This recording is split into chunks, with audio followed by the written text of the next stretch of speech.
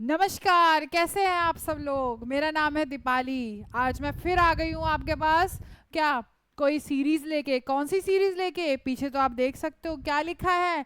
पीछे लिखा है एमसीक्यूज। हाँ जी भाई, जितने भी इम्पोर्टेंट क्वेश्चंस रिलेटेड टू, अगर आप ओटी में काम कर रहे हैं या फिर आप कोई नर्सिंग स्टाफ हैं या आप कोई नर्सिंग स्टाफ है जो ओटी में काम कर रहा है, ओटी से रिलेटेड जितने भी एमसीक्यूज इम्पॉर्टेंट है या फिर बेसिक से एडवांस में अगर हम जाएं, बेसिक चीज़ें जो हमें ओटी ऑपरेशन थिएटर में जो जो चीज़ें होती हैं पता होनी चाहिए, उससे रिलेटेड हम लाए हैं ब्रेनस्टॉर्मिंग के क्वेश्चंस। बड़ा मज़ा आने वाला है। चलिए हम स्टार्ट करते हैं।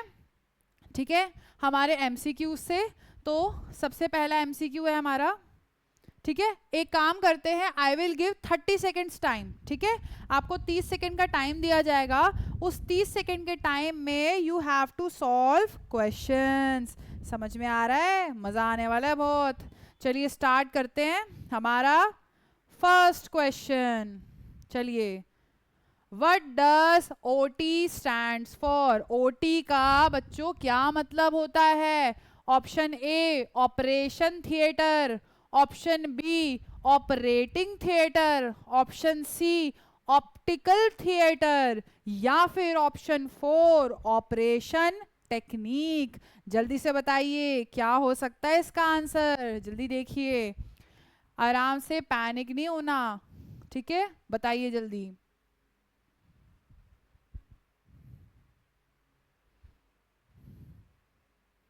हाँ जी, time is up, 30 seconds is complete. ठीक है, तो चलिए इसका आंसर पढ़ते हैं। क्या है question? What does operation theatre stands for? अरे मैंने तो आंसर ही बोल दिया। What does O T stands for? क्या ऑप्शन है? Operation theatre. हाँ जी भाई, ऑपरेशन थिएटर को और क्या कहते हैं? भाई ऑपरेशन थिएटर ही तो बोलते हैं, और क्या बोलते हैं? ठीक है, तो ये हो सकता है। नेक्स्ट है ऑपरेटिंग थिएटर, रॉन्ग। नेक्स्ट है ऑप्टिकल थिएटर। ऑप्टिकल का मतलब होता है आई से रिलेटेड। आईज का थिएटर नहीं, हमने तो कभी नहीं सुना है नाम। Next operation technique. ऑपरेशन की बहुत सारी टेक्निक्स यूज करते हैं, लेकिन ओटी का मतलब ऑपरेशन टेक्निक नहीं होता, तो ये भी गलत हो गया। इसका आंसर होगा ऑपरेशन थिएटर। ठीक है, चलिए आगे बढ़ते हैं अब हम नेक्स्ट क्वेश्चन से। Which area of the OT complex must remain completely sterile? चलिए इसके बारे में भी हम पढ़ते हैं जल्दी से। ऑप्शंस, ऑप्शंस क्या क्या है हमारे बच्चों? ऑप्शंस आ जाते हैं। पहला option reception area, next option changing room, next option operating room, next option waiting area. जल्दी से बच्चों सॉल्व कीजिए इसे।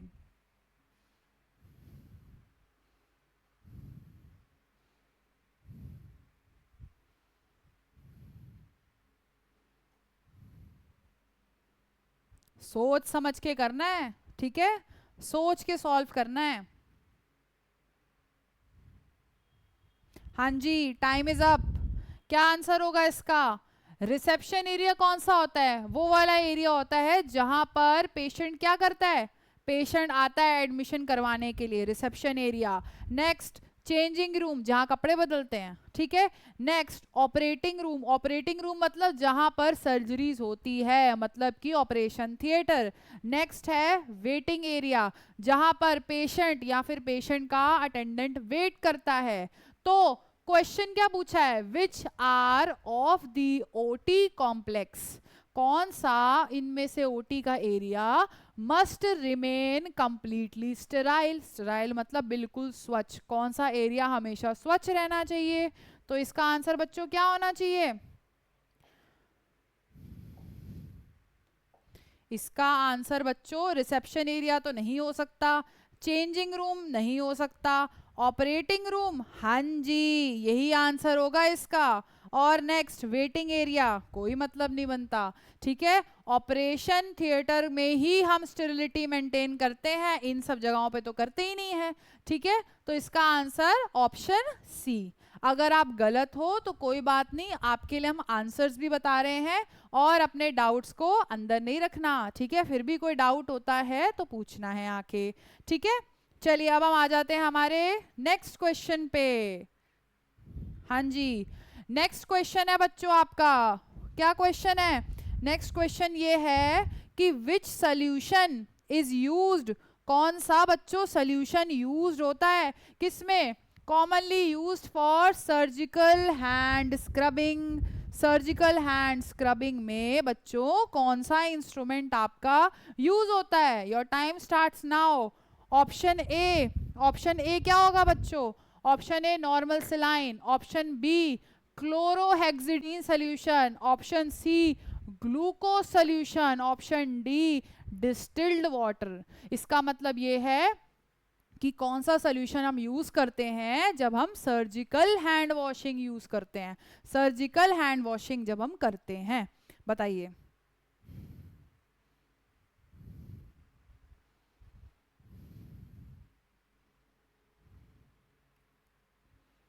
जल्दी सोचिए क्या हो सकता है इसका आंसर। चलिए टाइम इज अप। ठीक है, अगर हम बात करें हमारे इस क्वेश्चन की तो वो पूछ रहा है कि सर्जिकल हैंड वॉशिंग जब हम करते हैं तो उसमें कौन सी चीज यूज करते हैं? क्या हम एनएस से जो है हाथ धोते हैं? कभी किसी स्टाफ को देखा है एनएस से हाथ धोता है? नहीं, तो इसका आंसर ये गलत है। Option B that is chlorhexidine. चलो इस पे बाद में आते हैं। ठीक है, ऑप्शन सी है हमारा ग्लूकोज सोल्यूशन, मतलब कि ग्लूकोज, फॉर एग्जांपल डीएनएस या फिर डी10 एक्सेट्रा। ठीक है, नेक्स्ट डिस्टिल्ड वाटर, जो स्वच्छ पानी होता है। ठीक है, तो पानी तो हम यूज करते हैं, लेकिन डिस्टिल्ड वाटर, स्टेराइल वाटर की हमारे पास कैन आती है, छोटी सी डब्बी डब्बी आती है छोटी छोटी, तो वो तो हम यूज नहीं करते। ठीक है, तो इसका आंसर साफ ये क्लोरोहेक्सिडीन क्या होता है? क्लोरोहेक्सिडीन बच्चों आपके सैनिटाइजर्स में होता है। ठीक है, या फिर आपकी hand washing, hand rubs, hand sanitiser बोलो या हैंड रब्स बोलो, तो उनमें यूज होता है। तो हम जब सर्जिकल हैंड वॉशिंग करते हैं साथ में हम क्लोरोहेक्सिडीन भी यूज करते हैं। तो बच्चों इसका आंसर क्या होगा? Option B that is chlorhexidine solution. ठीक है, चलिए हम आगे बढ़ते हैं अब। अगर कोई बात नहीं, अगर आपको नहीं पता था तो आपको एक नई चीज पता चली है, सर्जिकल हैंड वॉशिंग में भी यूज क्लोरोहेक्सिडीन सोल्यूशन। समझ में आ रहा है? चलिए अब हम आगे बढ़े, नेक्स्ट क्वेश्चन की तरफ बढ़ते हैं अब हम। ठीक है, अब आ जाता है हमारा नेक्स्ट क्वेश्चन, आ गया फटाफट। ठीक है, तो चलिए अब हम इसे स्टार्ट करते हैं। ठीक है, which instrument is used to cut tissue during surgery? ऐसा कौन सा इंस्ट्रूमेंट है जो हम यूज करते हैं? इंस्ट्रूमेंट ऐसा कौन सा जो सर्जरी के लिए हम यूज करते हैं? चलो आपका time starts now. Option A forcep, option B scissors, option C retractor, option D clamp. क्या होना चाहिए इसका आंसर?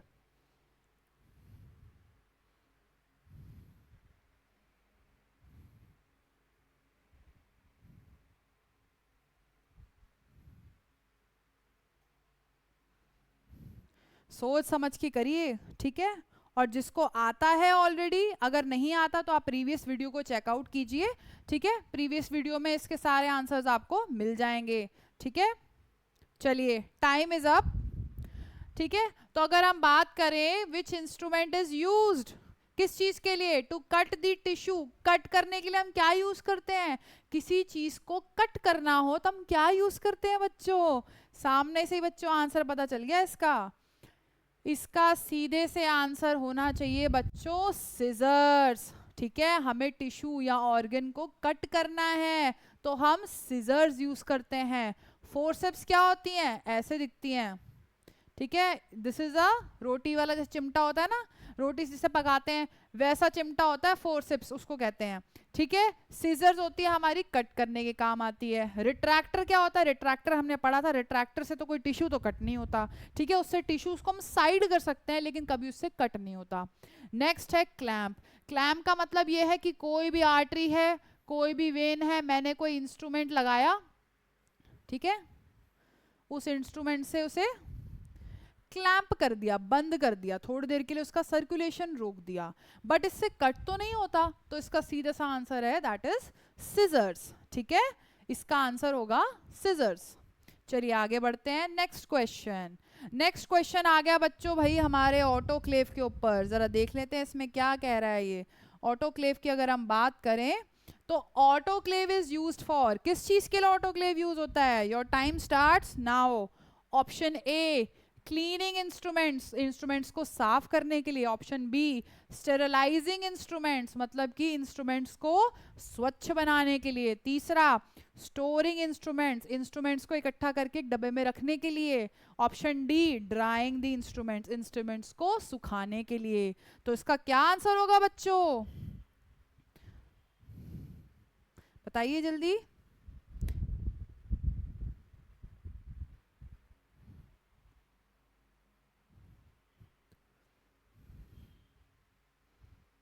हाँ जी, टाइम इज अप। इसका आंसर होना चाहिए बच्चों, क्या होना चाहिए? क्या हम ऑटो, पहली बात तो हम पढ़ते हैं ऑटोक्लेव को बच्चों हम क्यों यूज करते हैं। हमने पिछली वीडियोस में, पिछली रिकॉर्डिंग्स में भी देखा, पिछले वीडियो लेक्चर्स में भी देखा कि जो ऑटोक्लेव होता है ना बच्चों, ऑटोक्लेव जो होता है एक तरह का प्रेशर कुकर की तरह होता है, एक हॉस्पिटल का प्रेशर कुकर इसे कहते हैं। इसमें हम क्या करते हैं, पहले इंस्ट्रूमेंट्स, जो गंदे इंस्ट्रूमेंट्स होते हैं उनको हम इसमें डाल के धोते हैं। पहले तो हम क्या करते हैं, नॉर्मल हमारे जो गंदे इंस्ट्रूमेंट्स होते हैं उनको हम नॉर्मल सोप वाटर और हमारा उससे क्लीन करते हैं। उसके बाद हम उन इंस्ट्रूमेंट्स को क्या करते हैं, इस ऑटोक्लेव नाम की एक मशीन होती है बच्चों, उस मशीन के अंदर हम ये ऑटोक्लेव इंस्ट्रूमेंट्स को हम ऑटोक्लेव करते हैं। इसका टेम्परेचर पता है बच्चों कितना होता है? 180 डिग्री सेल्सियस पर हम इसमें इंस्ट्रूमेंट्स को ऑटोक्लेव करते हैं फॉर 15 मिनट्स। 15 मिनट के लिए हम इसमें हमारे इंस्ट्रूमेंट्स को पकाते हैं, ताकि क्या हो, ताकि इंस्ट्रूमेंट्स जो हैं वो स्टेराइल हो जाएं, मतलब कि उसके बैक्टीरिया, वायरस, फंजाई सब खत्म हो जाएं, साथ में उसके स्पोर्स भी, बैक्टीरिया, वायरस, फंजाई के स्पोर्स भी साथ में खत्म हो जाएं। तो उसको हम क्या कहते हैं, दिस इज स्टेरलाइजेशन। और स्टेरलाइजेशन के लिए बच्चों कौन रिस्पॉन्सिबल है? ऑटोक्लेव। तो इसका आंसर क्या होना चाहिए, क्लीनिंग इंस्ट्रूमेंट्स? बिल्कुल नहीं। Sterilising instruments? Yes. Option C क्या है, स्टोरिंग इंस्ट्रूमेंट्स? नहीं। Option D drying instruments? No. इसका आंसर होना चाहिए option B, that is sterilising instruments. Next question आ गया अब, which gas is commonly used for anaesthesia. नई चीज आ गई बच्चों, ठीक है, तो डरेंगे नहीं, आंसर करेंगे फटाफट, स्टार्ट कीजिए। फर्स्ट ऑप्शन है ऑक्सीजन, सेकेंड ऑप्शन है nitrous oxide, option C is carbon dioxide, option D is hydrogen gas. तो देखिए बच्चों, बताइए इसका क्या आंसर होगा, सोच के बताइए। कहीं सुना हो, कोई याद आ रहा हो कुछ कि कहाँ हमने कुछ पढ़ा था या कभी ओटी में देखा हो कि कौन सा चीज हम यूज करते हैं। स्पेशली क्या पूछा है एनेस्थीसिया के लिए? हाँ जी, चलिए अब हम आ जाते हैं इस पे। अगर हम बात करें, इसने क्वेश्चन पहले तो क्या पूछा है हमें उसका पता होना चाहिए।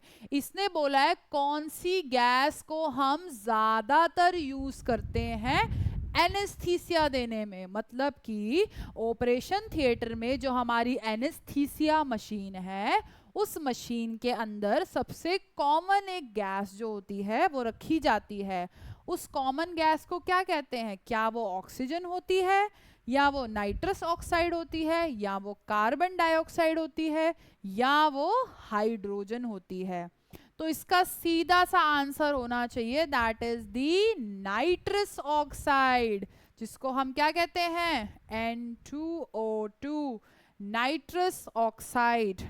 ठीक है, नाइट्रस ऑक्साइड हमारी क्या होती है, हमारे सिलेंडर्स में, हमारे किस में, एनेस्थीसिया मशीन में होती है। ठीक है, ऑक्सीजन कहाँ यूज होती है? वो तो हमारी सेंट्रल सप्लाई में यूज होती है, ठीक है।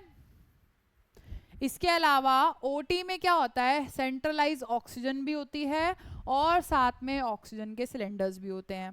लेकिन हमारी एनेस्थीसिया के लिए हम नाइट्रस ऑक्साइड यूज करते हैं। कार्बन डाइऑक्साइड का कोई रोल नहीं है और हाइड्रोजन भी नहीं यूज होती। तो इसका सीधा सा आंसर है option B, that is nitrous oxide, ठीक है। आ जाते हैं नेक्स्ट क्वेश्चन पे। Which instrument is used to hold tissues? जल्दी से सोच के बताइए बच्चों, कौन सा इंस्ट्रूमेंट हम यूज करते हैं, ठीक है। Your time starts now. First option is forceps, option B scalpel, option C needle holder and then option D suction. जल्दी देख के बताइए।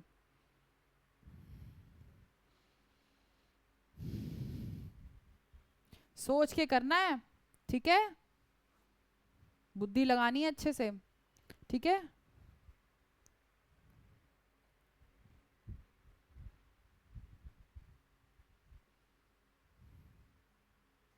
हाँ जी, टाइम इज अप। चलिए अब हम पढ़ते हैं इसके बारे में, इसका क्या आंसर होना चाहिए। अगर आपने अच्छा आंसर दे रहे हो अभी तक, अगर आपके मोस्टली सारे करेक्ट हैं तो वेल डन, बहुत अच्छे पढ़ रहे हो आप। लेकिन अगर आपके कुछ ऑप्शंस गलत हैं तो आप थोड़ा सा अपने पे ध्यान दो, ठीक है। न्यू चीजें हैं ये सारी, ठीक है। Which instrument is use to hold the tissue forceps? Hold करने के लिए क्या यूज करते हैं हम? एक तो हम फोर्सेप्स यूज करते हैं पकड़ने के लिए, स्कैल्पल तो एक ब्लेड को कहते हैं जैसे हमने पढ़ा था पहले।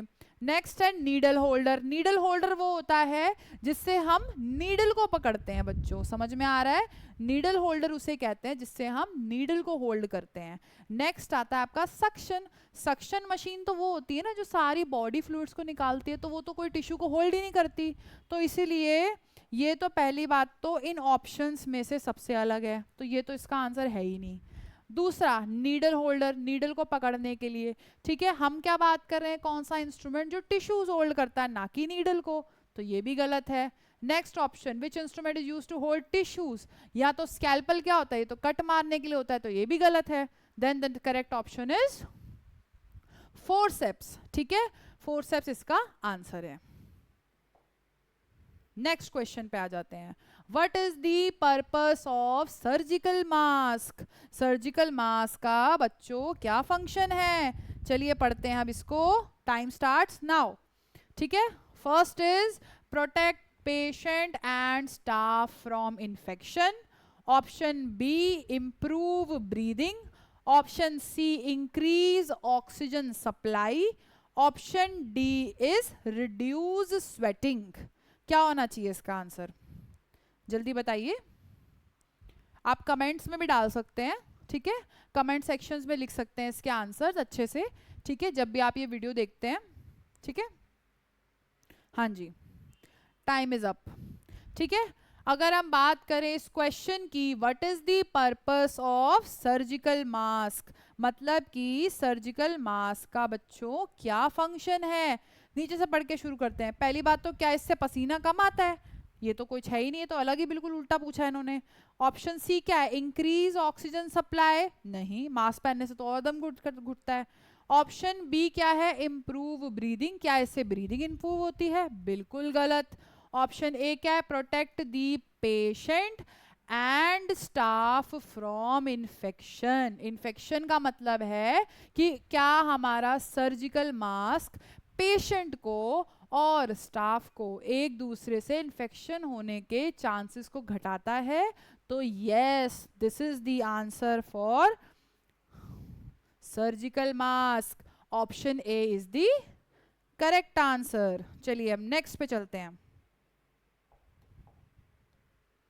Next question, which colour dress is usually worn in the operation theatre? आप अब कभी भी आपने पिक्चरों में या कहीं भी आपने देखा हो कि ऑपरेशन थिएटर में क्या कपड़े पहनते हैं? रेड, ग्रीन और ब्लू, ब्लैक या फिर येलो? जल्दी से बताइए, सोचिए आराम से, कैसे देखा था आपने?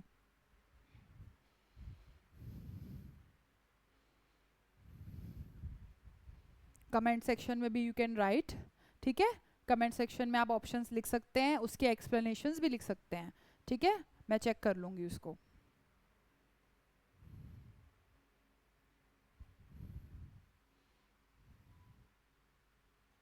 हाँ जी, टाइम इज ओवर, ठीक है। अगर हम बात करें which colour dress is usually worn in the operation theatre, operation theatre में ज्यादातर कौन सी ड्रेसेस पहनी जाती है?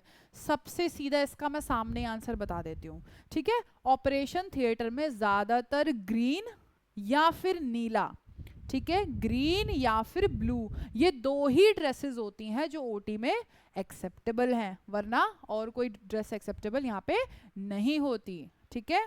तो इसका आंसर क्या होगा बच्चों? अगर आप करेक्ट हैं तो दैट्स गुड, वेरी गुड। अगर आप अच्छे से कर रहे हैं अभी तो वेल डन, ठीक है। और आगे हमें और इम्प्रूव करना है अपने आप को, ठीक है। तो इसका एग्जाम्पल हो गया ब्लू एंड ग्रीन, तो this is the correct option. कभी ओटी में हमने लाल कपड़ों में तो किसी को नहीं देखा, ना कभी ब्लैक कपड़ों में देखा है, ना कभी येलो कपड़ों में देखा है। हम बात कर रहे हैं यहाँ पे ओटी स्टाफ की, ठीक है, ना कि पेशेंट की, ठीक है। ये चीज ध्यान रखनी है। तो इसका आंसर हो गया आपका, क्या हो गया बच्चों इसका आंसर?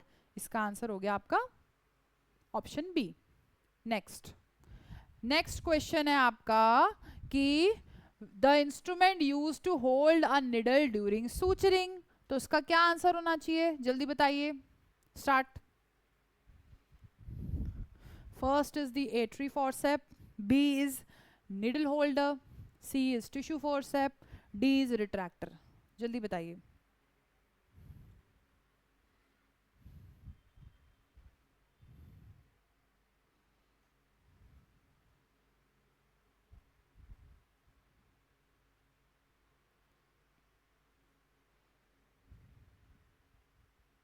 हाँ जी, टाइम इज अप। चलिए अब देखते हैं इसके बारे में। The instrument used to hold a needle during suturing is, क्या नाम है उसका? कौन से हम होल्ड करते हैं? नाम, इंस्ट्रूमेंट के नाम ही इसमें दे रखा है क्वेश्चन में, तो इसका सीधा सा आंसर होना चाहिए बच्चों क्या? नीडल को होल्ड करने के लिए हम कौन सा इंस्ट्रूमेंट यूज करते हैं बच्चों? नीडल को होल्ड करने के लिए हम यूज करते हैं needle holder. Needle holder is the right option, ठीक है। आर्टरी फॉरसेप्स जो होती है चिमटा है, इससे हम कभी नीडल नहीं पकड़ेंगे, क्यों? क्योंकि अगर पकड़ेंगे भी तो ये स्लिप कर जाएगी हाथ से, ठीक है। टिश्यू फॉरसेप्स, फिर से चिमटे की बात हो रही है, चिमटे से हम नीडल पकड़ ही नहीं सकते। नेक्स्ट आ रहा है रिट्रैक्टर। रिट्रैक्टर होता है क्या कहते हैं, ऑर्गन्स को सेपरेट करने के लिए, ताकि हम इजीली देख सके, ठीक है, और ऑर्गन्स को हम एक्सप्लोर कर सकें। तो इसका क्या कहते हैं, नीडल का होल्ड करने से तो कोई मतलब ही नहीं है, तो इसका करेक्ट आंसर सीधा दैट इज नीडल होल्डर, ठीक है। चलिए अब आ जाते हैं हम नेक्स्ट क्वेश्चन पे। हाँ जी, which device removes blood and fluids during surgery? जल्दी से बताइए क्या होगा इसका answer?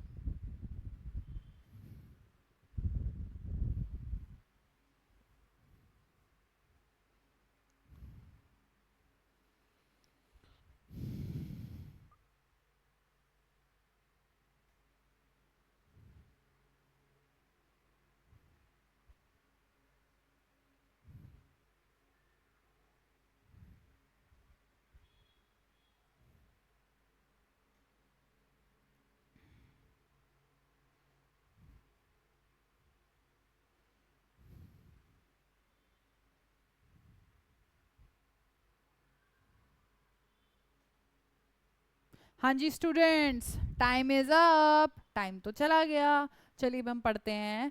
Which device removes blood and fluids during surgery? इसका क्या होना चाहिए? Option A ventilator. क्या वेंटिलेटर एक मशीन है? हाँ जी मशीन है, बट वेंटिलेटर का फंक्शन क्या होता है? वेंटिलेटर क्या करता है? वेंटिलेटर तो आर्टिफिशियल रेस्पिरेशन कराता है, मतलब कि हमारे लंग्स को जब वो काम करना छोड़ दें तो उस कंडीशन में बाहर से जो है लंग्स को कॉन्ट्रैक्ट और रिलैक्स करवाता है। तो ये आंसर तो नहीं होना चाहिए। हम तो बात कर रहे हैं ब्लड एंड फ्लूइड्स को निकालने की। नेक्स्ट है सक्शन मशीन, इसको थोड़ा स्किप करते हैं। नेक्स्ट आता है आपका डिफिब्रिलेटर। डिफिब्रिलेटर हमने प्रीवियस क्लास में पढ़ा था, जो क्या करता है, जिस पेशेंट को कार्डियक अरेस्ट आता है उस पेशेंट को वापस से उसका हार्ट चलाने के लिए हम शॉक देते हैं। तो शॉक देने की मशीन को हम क्या बोलते हैं बच्चों, डिफिब्रिलेटर बोलते हैं। तो ये भी नहीं होगा।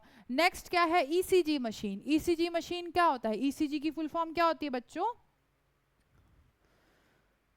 अगर नहीं पता कोई बात नहीं, हम अच्छे से सीखेंगे। ईसीजी की फुल फॉर्म होती है इलेक्ट्रोकार्डियोग्राफी। क्या होती है, इलेक्ट्रोकार्डियोग्राफी।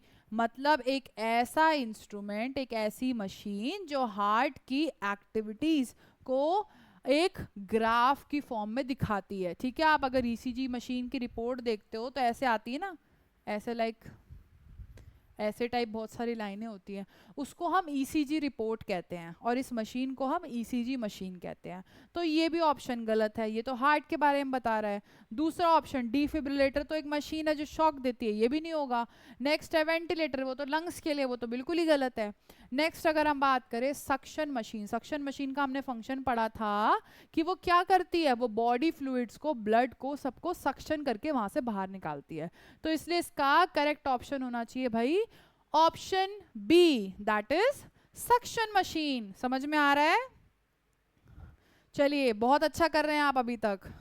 नेक्स्ट क्वेश्चन आ जाता है, which person gives anaesthesia to the patient. मतलब कि ओटी में कौन सा पर्सन जो है एनेस्थीसिया देता है पेशेंट को, बताइए जल्दी। Time starts now.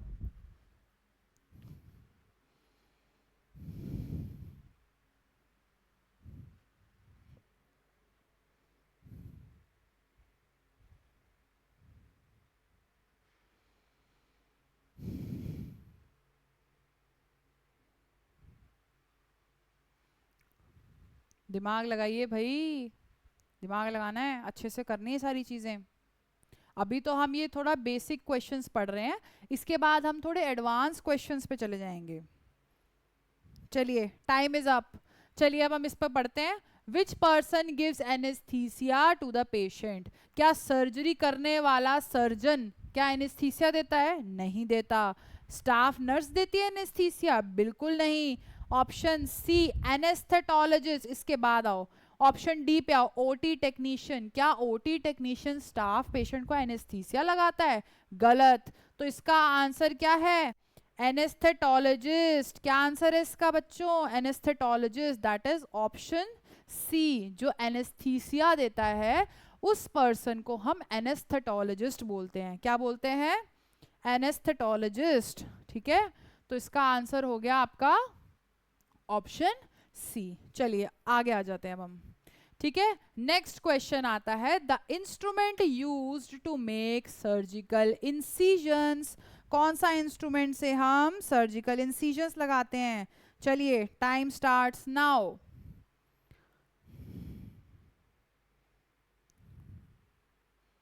सोच के बताइए जल्दी।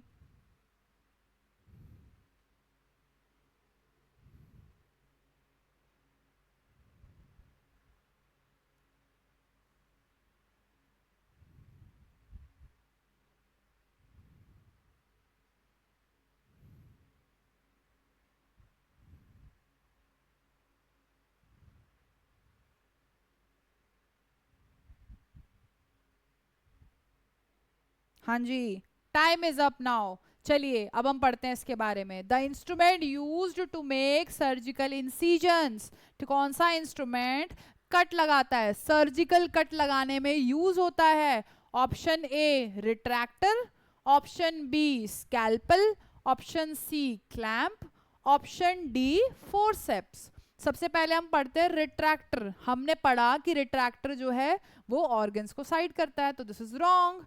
स्कैल्पल क्या करता है? स्कैल्पल हम उस इंस्ट्रूमेंट को कहते हैं जिसके ऊपर बच्चों क्या आता है, ब्लेड लगता है, तो इसलिए स्कैल्पल इज द आंसर। ठीक है, ब्लेड इंसिजन लगा रहे हैं ना हम, इंसिजन तो हम स्कैल्पल से ही लगाते हैं। ठीक है, तो स्कैल्पल इज द आंसर।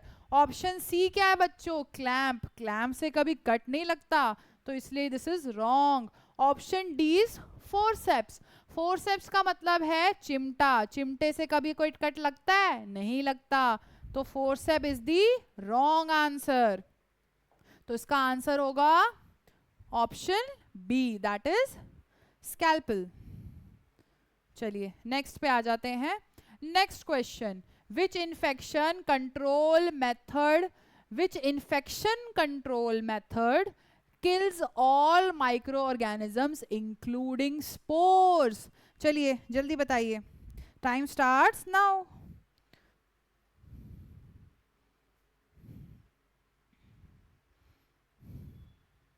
अच्छे से सोचना है, हमने डिस्कस किया है इसके बारे में प्रीवियस वीडियोस में, अगर नहीं समझ में आया हो तो नेक्स्ट वीडियो में जाके देखना प्रीवियस वाली में, ठीक है।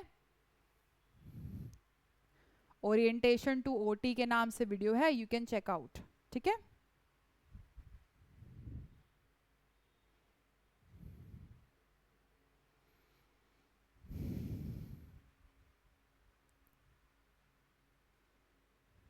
हाँ जी, टाइम इज ओवर। चलिए अब हम पढ़ते हैं, विच इन्फेक्शन कंट्रोल मेथड, कौन सा ऐसा इन्फेक्शन को कंट्रोल करने का तरीका है जिससे हम उसके माइक्रो ऑर्गेनिजम्स और उसके स्पोर्स भी खत्म कर देते हैं। तो इसके ऑप्शंस क्या है, पहला ऑप्शन तो ये है, ठीक है, पहला ऑप्शन है बच्चों डिसइंफेक्शन, दूसरा ऑप्शन है cleaning, option C sterilisation, option D washing, ठीक है। सबसे पहला डिसइंफेक्शन में हम क्या किल करते हैं, बैक्टीरिया, वायरसेस, फंजाई ओनली, सिर्फ वही क्लीन करते हैं। क्लीनिंग में क्या करते हैं, no killing of viruses, no killing of organisms, किसी भी जीव को हम नहीं मारते जब हम वॉशिंग या क्लीनिंग करते हैं। वॉशिंग भी सेम, इसी का भी मतलब यही सेम ही है।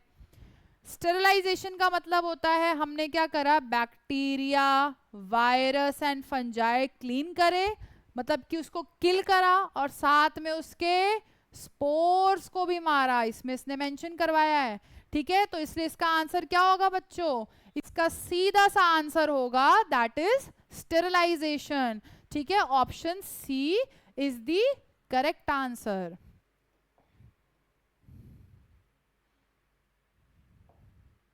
चलिए next question, before entering OT staff must, क्या चीजें करनी चाहिए, टाइम स्टार्ट्स नाउ।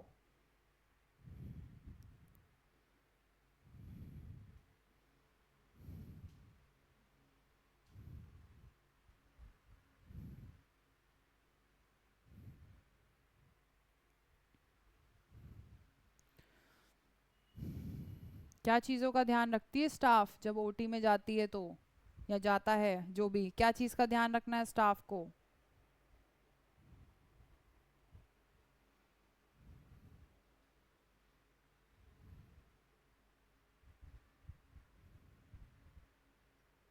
हाँ जी, टाइम इज अप नाउ, ठीक है।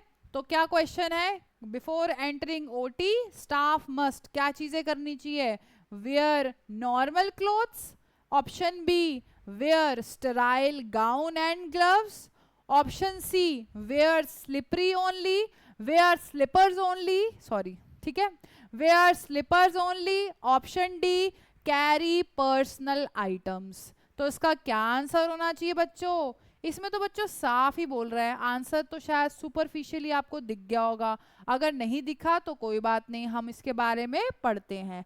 क्या ओटी स्टाफ नॉर्मल कपड़ों में ओटी में जाती है, नहीं, गलत। क्या स्टाफ जो है चप्पल पहन के अंदर जाती है सिर्फ, नहीं। क्या कैरी करती है पर्सनल आइटम्स, फॉर एग्जांपल अपने पानी की बोतल, अपना हैंडबैग, अपने मेकअप आइटम्स एक्सेट्रा, नहीं, तो गलत है ये।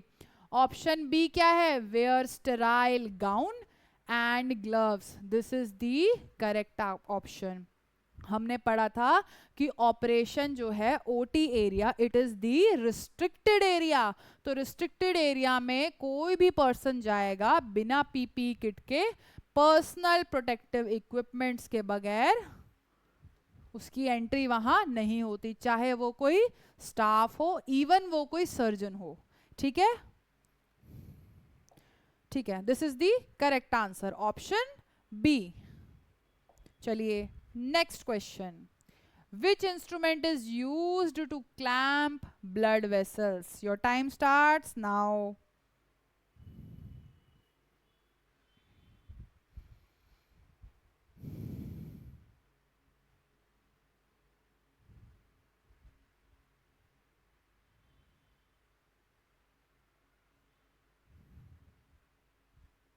शांति से सोचिए इसके बारे में कि क्या हो सकता है इसका ऑप्शन।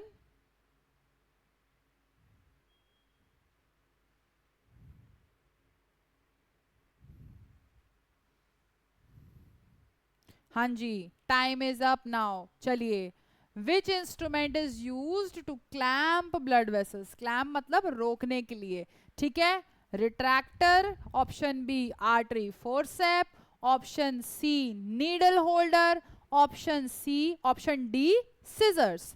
ठीक है, तो इसका सीधा सा आंसर बच्चों क्या दिख रहा है यहाँ सामने? कुछ दिख रहा है? Artery forceps. ठीक है, इसका क्या आंसर हो सकता है बच्चों? इसका आंसर है बच्चों, correct answer is artery forcep. क्यों है? रिट्रैक्टर तो हो नहीं सकता, ना ही needle holder is the correct answer, वो क्लैम्प के लिए तो हम यूज नहीं करते। नेक्स्ट, सीजर से हम कभी क्लैम्प नहीं करते, उससे कट करते हैं, तो इसीलिए क्या आंसर होगा? Artery forceps.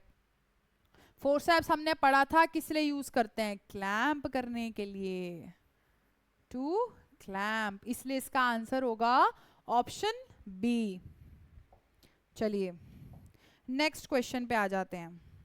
Next question, the process of destroying most micro organisms but not spores is called. चलिए इसका आंसर दीजिए, स्टार्ट नाउ।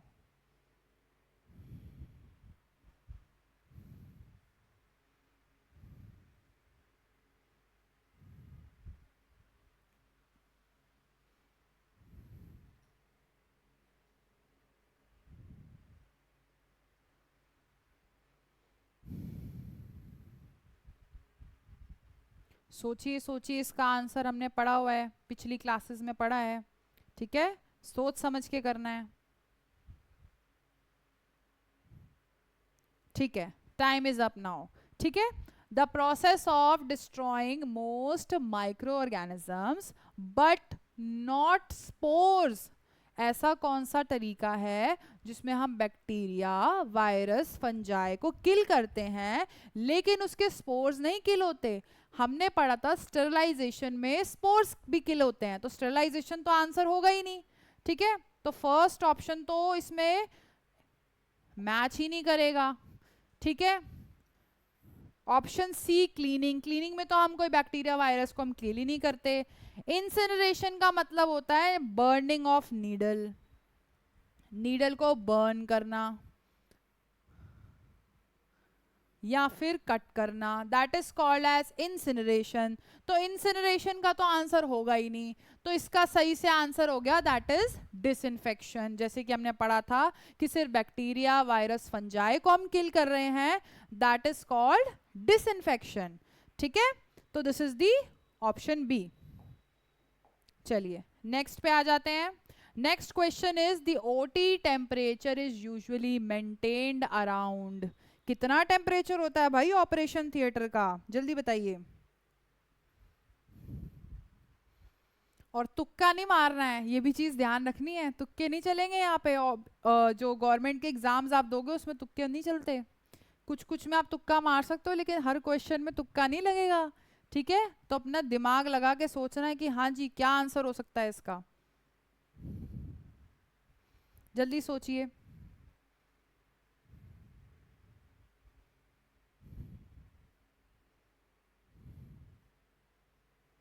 हाँ जी, नाउ टाइम इज अप। ठीक है, इसके अगर हम बात करें the OT temperature is usually maintained, कितना होता है? तो मैं आपको अगर बता दूं, इसका टेम्परेचर 18 से 22 डिग्री होता है। हमें पता है कि हमारा नॉर्मल रूम टेम्परेचर कितना होता है? रूम टेम्परेचर कितना होता है? 34 डिग्री सेल्सियस, ठीक है, that is the room temperature. अब आजकल 34 हो गया या फिर 28 डिग्री सेल्सियस, यहां से इतने के बीच में this is considered as the room temperature, normal room का टेम्परेचर। लेकिन रूम टेम्परेचर से टेम्परेचर हम कम रखते हैं ताकि बैक्टीरिया वायरस इन्फेक्शन जो है वो पनप ना पाए। तो इसलिए इसका आइडियल आंसर है 18 से 22 डिग्री सेल्सियस। 15 भी नहीं होगा क्योंकि इतना कम कर देंगे तो जो सर्जन्स है वो सर्जरी कैसे करेंगे, वो तो भाई ठंड से ठिठुर जाएंगे, ठीक है। तो इसलिए 18 से 22 degree Celsius is the temperature of the operation theatre, ठीक है। ज्यादा नहीं होता, ज्यादा होगा तो वायरस वगैरह पनप जाएगा, तो कोई फायदा नहीं है फिर सर्जरी स्टेरिलिटी मेंटेन करने का, ठीक है। चलिए next question, which instrument is used to expose organs during surgery, ठीक है। चलिए अब तो मुझे लग रहा है पता ही होगा, चलिए बताइए फटाफट।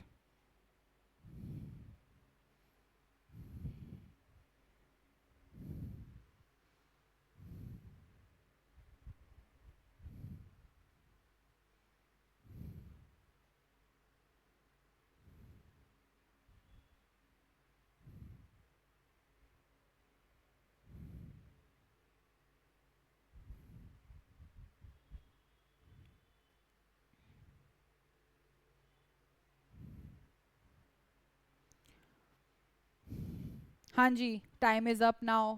चलिए, which instrument is used to expose organs during surgery, इसका मतलब क्या है? इसका आंसर अगर आपको पता चल गया हो, अगर आपने इस वीडियो को पूरा देखा है, तो इस वीडियो में मैंने कितनी बार बताया है इसका ऑप्शन, इसका तो साफ से आंसर एक ही है भाई, that is retractor. Option A, which instrument is use to expose organs during surgery, retractor. Scalpel तो कट मारने के लिए आता है, नीडल होल्डर से नीडल पकड़ते हैं, क्लैंप से तो हम क्लैंप करते हैं ब्लड वेसल्स को, ठीक है। तो ये तो सीधा सा आंसर हो गया भाई। चलिए next question, which sterilisation method uses steam under pressure, चलिए बताइए क्या होता है, कौन सा स्टेरिलाइजेशन मेथड में हम स्टीम को प्रेशर में यूज करते हैं, ठीक है। सोच के बताइए और सोच समझ के करना है। अभी मैंने पिछले टाइम में थोड़ी देर पहले ही मैंने आंसर भी दिया था इस चीज का, तो सोच समझ के करना है आंसर।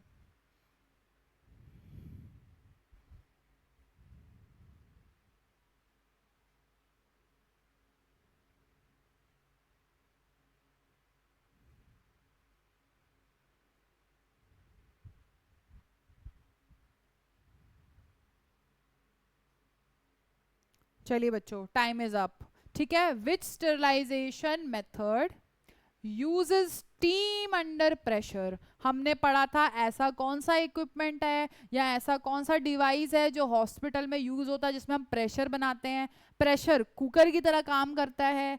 तो हमें तो पता है क्या है, दैट इज ऑटोक्लेव, ठीक है। तो इसका तो सीधा से आंसर हो गया बच्चों, ऑटोक्लेव, ठीक है। ऑटोक्लेव इसका आंसर हो गया।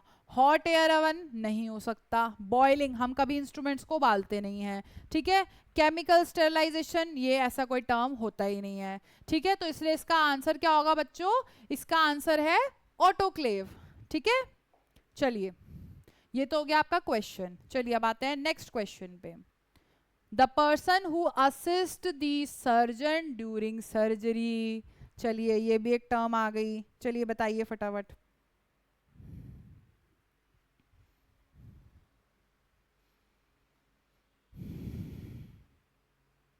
सोच समझ के करना है जो काम करना है, ठीक है। आंखें खोल के बिल्कुल दिमाग सोच के, दिमाग से हर चीज सोच के करनी है, ठीक है। चलिए बताइए फटाफट।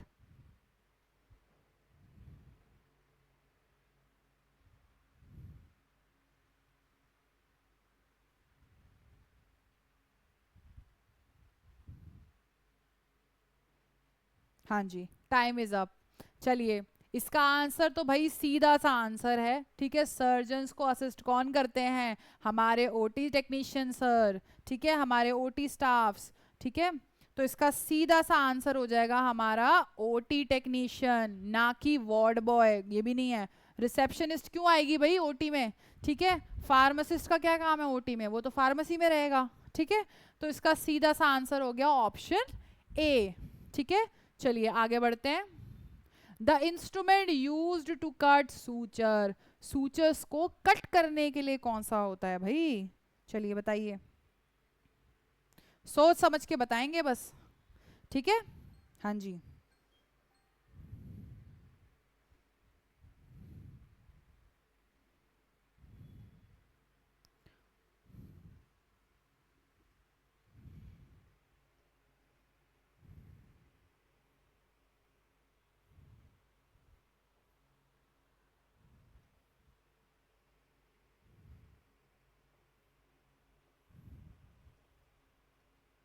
हाँ जी, टाइम इज अप नाउ।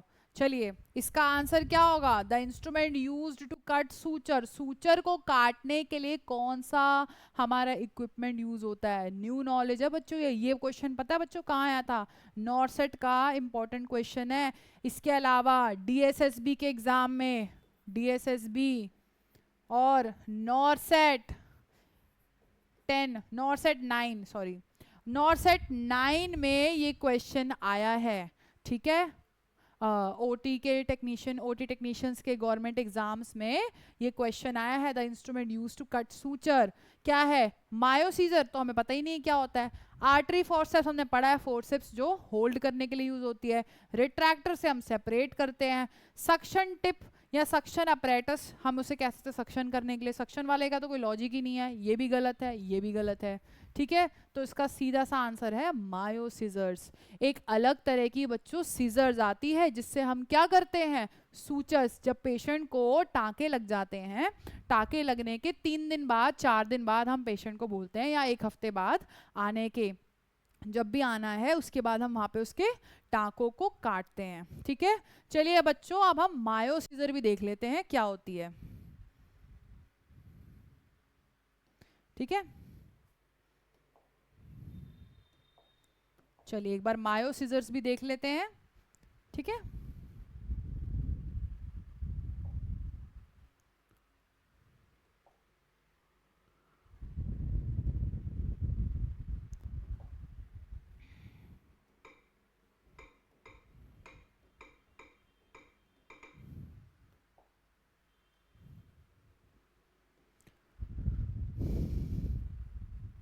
हाँ जी बच्चों, ये देख लीजिए, इसको हम कहते हैं बच्चों क्या, इसको हम बोल देते हैं मायो सीजर्स। क्या बोलते हैं, मायो सीजर्स बोलते हैं।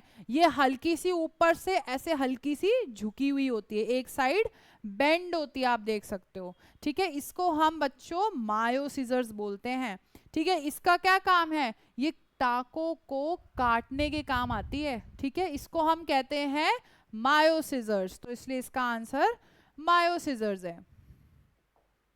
चलिए हम आ जाते हैं हमारे क्वेश्चंस पे, ठीक है। ये हो गए हमारा मायो सीजर्स।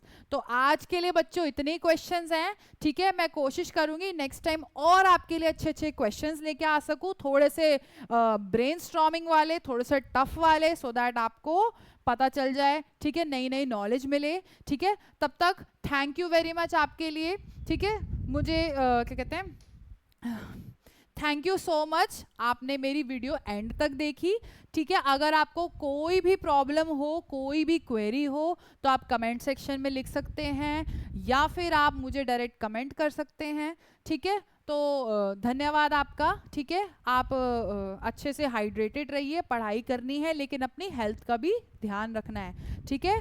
तो चलते हैं हम, नमस्कार।